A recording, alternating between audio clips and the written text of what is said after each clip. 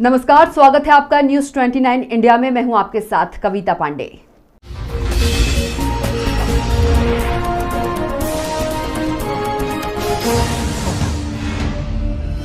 मुख्यमंत्री शिवराज सिंह चौहान के विधानसभा क्षेत्र में किसानों की परेशानी लगातार बढ़ती ही जा रही है। पहले सरकार द्वारा समर्थन मूल्य पर मूंग की खरीदी नहीं होने के कारण किसानों को औने पौने दामों में फसल को बेचना पड़ा।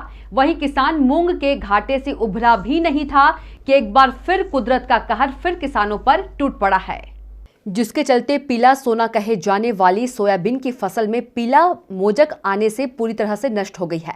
सोयाबीन की फसल भी कई किसानों द्वारा यहां वहां से कर्ज लेकर लगाई गई, जिसके कारण किसान को आर्थिक बोझ पहले से ही बढ़ गया और फसल पकने का समय आया तो पीला मोजक बीमारी के कारण फसल पूरी तरह बर्बाद हो गई, जिसके चलते स्वराज संगठन इकाई नसरुल्लागंज के द्वारा किसानों की मांगों को लेकर मुख्यमंत्री के नाम अनुविभागीय अधिकारी राजस्व दिनेश सिंह तोमर को ज्ञापन सौंपा गया।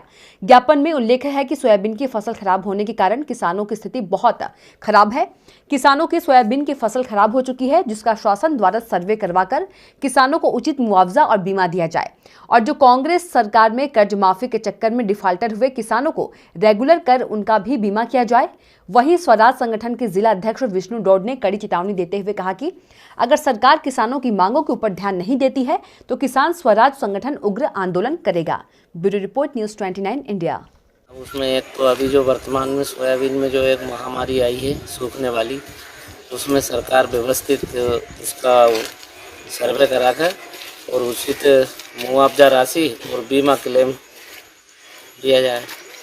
दूसरा, जिन किसानों ने हमारी सोसाइटी में जो डिफाल्टर हो गए हैं उनको भी उस दायरे में लाकर उनको भी बीमा राशि क्लेम दिया जाए। और करीबन 20 मांगों को लेकर ये ज्ञापन दिया गया है। तो फसल नष्ट हुई है जो।